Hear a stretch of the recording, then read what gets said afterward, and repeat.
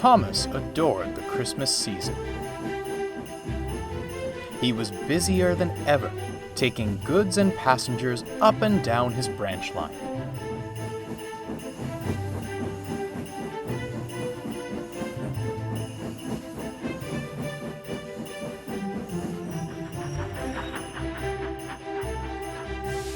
He loved seeing the smiling faces of the villagers. It even made the thought of wearing his snowplow more bearable. Annie and Clarabelle, on the other hand, had their quandaries with the holiday season. They liked helping the townsfolk, but they were older coaches and didn't fancy the hustle and bustle. Thomas tried to keep them in good spirits, but as the days ticked on, it became quite an ordeal. One morning, close to Christmas, Clarabelle felt cantankerous. "Another parcel, bag, or box, and I'll burst," she wailed. "Bother your boxes," huffed Annie. "My upholstery won't last to the new year if I have any more passengers." "Oh, come on, you two," chuckled Thomas. "Christmas Day is nearly here. We can't let the passengers down now." "It's all right for you," replied Clarabelle. "You've only your driver and fireman to carry. We're positively packed."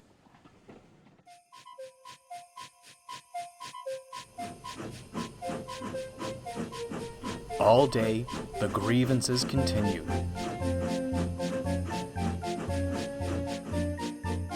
Thomas tried everything. He stayed with the coaches between runs, kept them warm with his steam, and listened intently to their complaints. Alas, nothing satisfied Annie and Clarabelle, and their foul mood was rubbing off on everyone.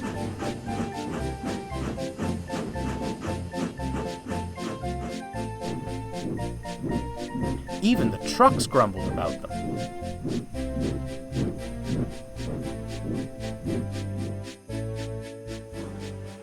Thomas was glad when he was called away to shunt at the big station.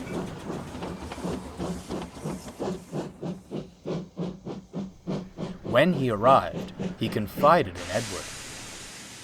"I just don't understand," he sighed. "They've always been a bit put out around Christmas, but this takes the cake. They're working very hard. I'd say it's made them lose sight of what Christmas truly means," replied Edward. "I think I know how to fix that." As dusk fell, Thomas brought his last train to the big station.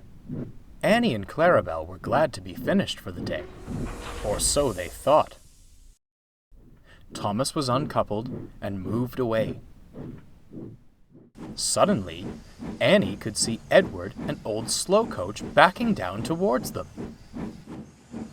"I say, Edward, you must be at the wrong platform." "On the contrary," smiled old Slow Coach. "We're right where we need to be. The vicar is hosting a dinner at the church for those less fortunate. We have many volunteers and supplies to deliver, but can't do it ourselves." "That," finished Thomas, "is where you two come in." Annie and Clarabelle didn't know what to think. They were exhausted, but knew it wasn't proper to complain about helping with such a cause.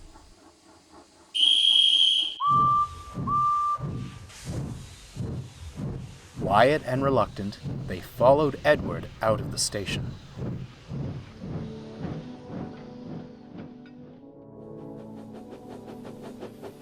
As the evening crept on, a light snow fell.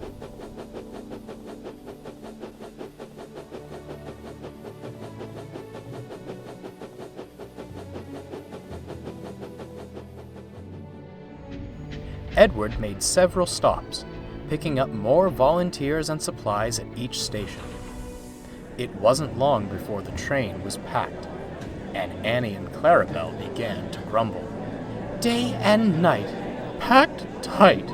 "There is a time and place," interrupted old Slow Coach, calmly but firmly, "to consider our own needs before others.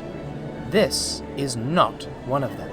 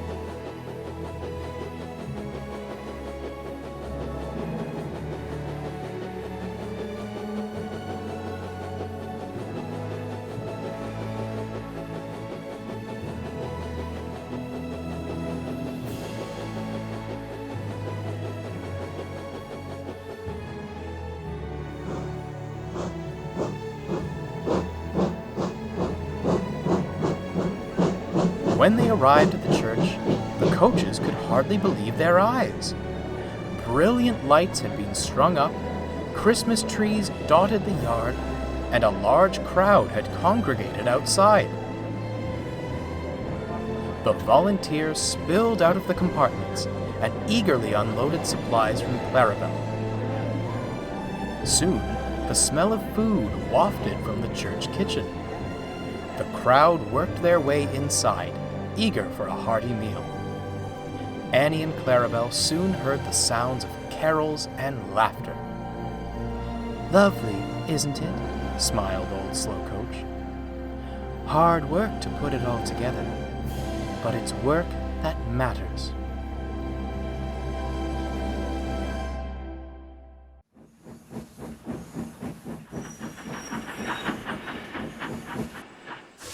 At the end of the night, the vicar spoke to Edward.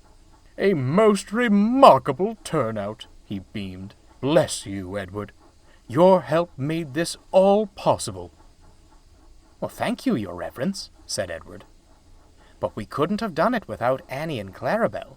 Their assistance was invaluable."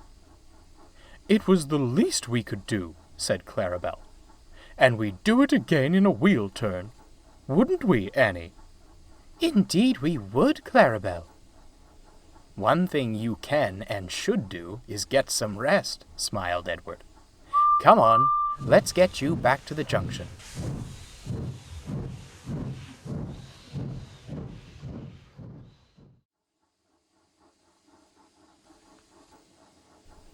Thomas was asleep in the carriage shed when Edward brought the coaches back.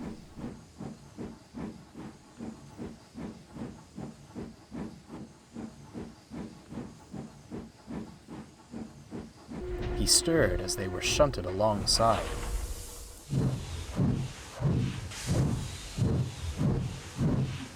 "Well then," he yawned, "how was your extra work?" "Simply marvelous," smiled Annie. "Off to sleep with you now, Thomas," said Clarabelle. "We can't let our passengers down before Christmas comes." Thomas chuckled, and the three friends fell contentedly to sleep.